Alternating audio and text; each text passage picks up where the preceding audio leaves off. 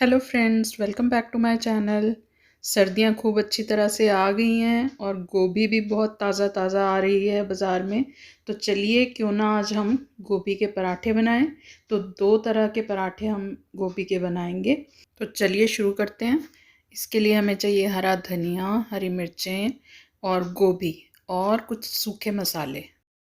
गोभी का डंठल नीचे से अलग कर दें और उसको गर्म पानी में नमक डाल के अच्छी तरह धो लें। धोकर सुखा लें और इस तरह का हमें मिश्रण तैयार करना है। उसके लिए हमें गोभी को मोटी वाली साइड से कद्दूकस करना है पहले।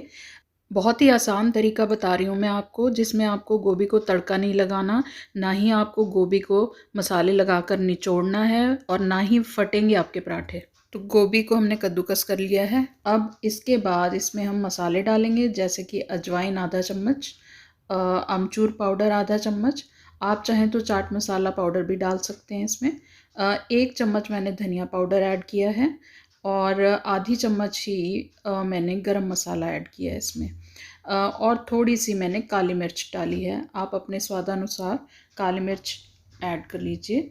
मैंने यहाँ पर हरी मिर्च 3 ली हैं बिल्कुल बारीक काट के, और 1 मुट्ठी हरा धनिया है, इसे भी बारीक काट लिया है। हमने अभी नमक ऐड नहीं करना है इसमें। और बाकी के मसालों को अच्छी तरह से गोभी में मिक्स कर लेना है और इसको अलग करके रख लेना है। और हमने जो पराठों के लिए आटा यूज़ करना है वो बिल्कुल जो चपाती का आटा होता है वैसा लगा लेना है, और उससे ही हम पराठे बनाएंगे। कोई स्पेशल आटा नहीं है इसके लिए गूंदना। तो 3 तरह के पेड़े बनाएंगे हम। एक बिल्कुल छोटा, एक उससे ज़रा सा बड़ा, 19-21 का फ़र्क होगा दोनों में, और एक उनसे 1.5 गुना बड़ा होगा। तो ये 2 पेड़े एक पराठे के लिए, और ये एक इकलौता पेड़ा जो होगा वो अलग दूसरे पराठे के लिए। फ्रेंड्स, इस तरह से अगर आप गोभी का पराठा बनाते हैं तो वो बड़ा क्रंची सा बनता है। गोभी पक भी पूरी जाती है और क्रंच भी रह जाता है। लेकिन अगर आप मसाले पहले डाल के नमक भी डाल देते हैं साथ में, तो उसमें से पानी रिलीज़ हो जाता है और फिर उसको आपको निचोड़ना पड़ता है। जब आप उसको निचोड़ लेते हैं तो वो क्रंची भी नहीं रहती और बहुत ही अजीब सी सॉफ्ट सी हो जाती है, जिसमें आपको कोई मज़ा सा नहीं आता खाने का। तो पराठे के लिए स्टफिंग हमने एक अलग प्लेट में, छोटी प्लेट में निकाल लेनी है। 2 बड़े चम्मच मैंने एक पराठे के लिए लिए हैं।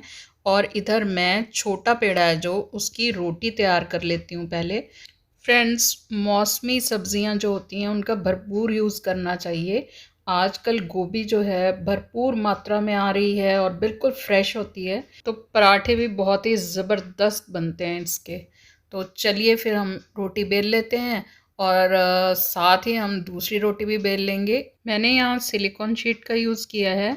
अगर आप चकले के ऊपर बेल रहे हैं तो आप ऐसा करिए, एक प्लेट ले लें और उसमें रोटी जो है बेल के रख लें और दूसरी रोटी चकले पे बेल लें और फिर इसका पराठा बनाएं आप। तो इस तरह से मुझे आसानी होती है, इसलिए मैं ये यूज़ कर लेती हूँ जब मुझे ऐसे पराठे बनाने हो तो। अब हम इसको दूसरी रोटी को बेल लेंगे जिसके ऊपर हमने स्टफिंग डालनी है।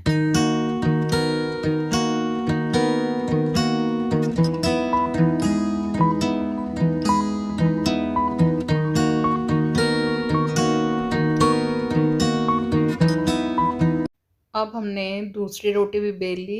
अब थोड़ा सा आटा छिड़केंगे हम नीचे शीट पे, और उसके बाद हम इसमें स्टफिंग ऐड करेंगे। स्टफिंग ऐड करने से पहले हमने क्या करना है, इसमें नमक डाल लेना है अपने स्वादानुसार और उसे अच्छी तरह से मिक्स कर लेना है।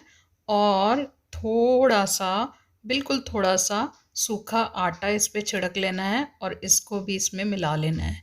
और बस ये आपकी स्टफिंग रेडी हो गई है। अब आपने रोटी के ऊपर हल्का सा घी लगाना है और इसके ऊपर आपने ये सारी स्टफिंग अच्छी तरह से स्प्रेड कर लेनी है, फैला लेनी है। कोई भी कोना जो है इसका खाली ना रहे। इस तरह से सारी स्टफिंग को फैला लें।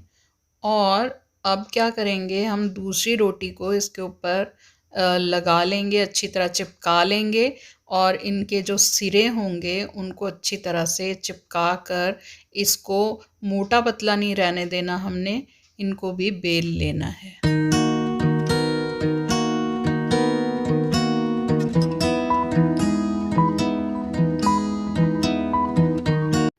इस तरह से हल्का सा आटा छिड़क कर हमने इसको थोड़ा एक जैसा कर लेना है, हल्का सा बेल लेना है ताकि मोटा पतला ना रहे।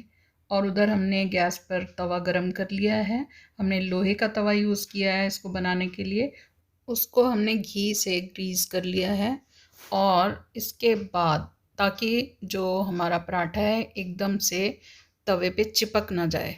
और दूसरी तरफ हम लोग स्टफिंग रेडी करेंगे अपने दूसरे तरह के पराठे के लिए। उसके लिए भी सेम तरीका ही अपनाना है हमने स्टफिंग रेडी करने के लिए।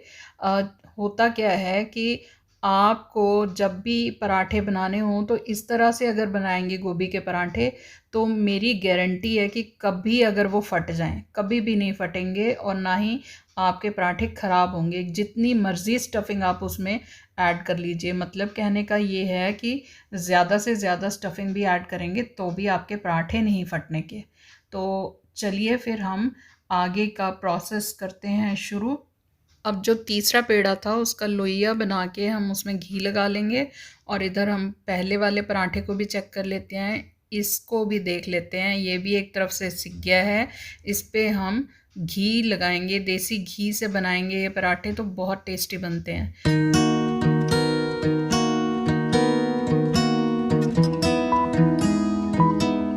बच्चों को आपने जब देना हो बनाकर तो खूब घी लगा के दीजिए क्योंकि ये उम्र में ही घी अच्छी तरह से हज़म हो सकता है। बाद में तो सबके परहेज़ शुरू हो जाते हैं, किसी को हेल्थ प्रॉब्लम्स हो जाती हैं तो इस वजह से घी बंद हो जाते हैं। और कई बार बच्चों को स्लिम रहना है तो लड़कियां जो हैं वो घी खाना बंद कर देती हैं।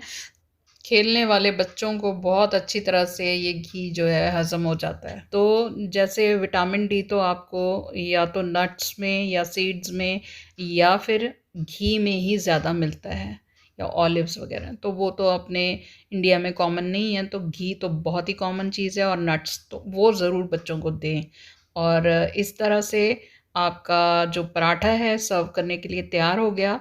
आप देखिए इसके अंदर जो स्टफिंग है कितनी अच्छी तरह से पक गई है और देखिए किस तरह से ये लेयर अलग हो गई है और स्टफिंग कितनी बढ़िया लग रही है इसके अंदर। और आप लोगों को ये रेसिपी कैसी लगी मुझे ज़रूर बताइएगा। और अगर आपको ये रेसिपी पसंद आई हो तो प्लीज़ इस तरह के पराठे ज़रूर ट्राई करके देखिएगा। और ये ख़ास करके बिगिनर्स के लिए मैं बता रही हूँ। जो मेरी फ्रेंड्स हैं जो खूब अच्छी तरह से एक्सपीरियंस्ड हैं उनको तो बहुत अच्छी तरह बनाना आता ही है। ये मैं बिगिनर्स के लिए बता रही हूँ कि उनको जो दिक्कत होती है वो उनकी दूर हो जाए। अब हम दूसरे तरीके का पराठा बनाएंगे जिसकी स्टफिंग हम रेडी कर लेते हैं और इसके साथ ही हम इसमें भर भर के स्टफिंग डालेंगे। एक लोइया बना के उसमें घी लगा लिया, उसमें हमने स्टफिंग डालते गए और अंगूठे से इसको हम दबाते गए ताकि जितनी हो सके उतनी हम स्टफिंग इसमें भर लें। और इस तरह से इसे हमने ऊपर से घुमाते हुए एक पोटली की तरह बना लेना है और बस पेड़ा बनाकर इसका लोइया बनाएंगे और फिर इसको हम बेल लेंगे। ये भी उतना ही ज़बरदस्त बनता है जैसे हमने पहला वाला पराठा बनाया। अब आप देख लीजिएगा कि बिल्कुल भी ये कहीं से फटेगा नहीं, कहीं से ये कोई गीला नहीं होगा। अगर आप इसको और मोटा करना चाहें तो आप पेड़ा मोटा कर लें और उसी के साथ फिर स्टफिंग भी और भर लें उसमें, तो बिल्कुल ढाबे स्टाइल का आपका पराठा बन जाएगा। और बस इसी तरह से हमने इसको भी घी लगा लगा कर सेक लेना है।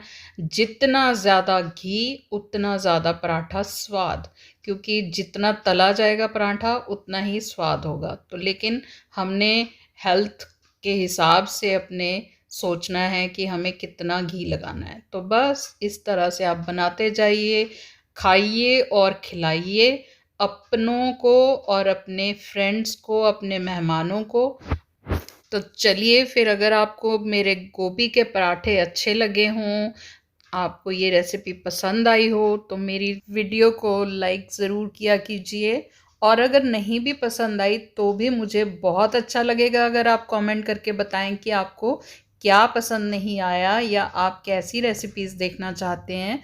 बहुत अच्छा लगेगा मुझे अगर आप लोग अपने फीडबैक देते रहेंगे। तो ये हमारा पराठा तैयार हो गया और इस पे खूब सारा बटर डालकर खाएं और खिलाएं। तो चलिए, अगर आपको मेरी रेसिपीज़ पसंद आती हों तो मेरे चैनल को सब्सक्राइब करना आप लोग भूल जाते हैं शायद, प्लीज़ सब्सक्राइब कर दिया कीजिए और मेरी वीडियोस को अपनी फैमिली और फ्रेंड्स के साथ शेयर कर दिया कीजिए। Thank you very much.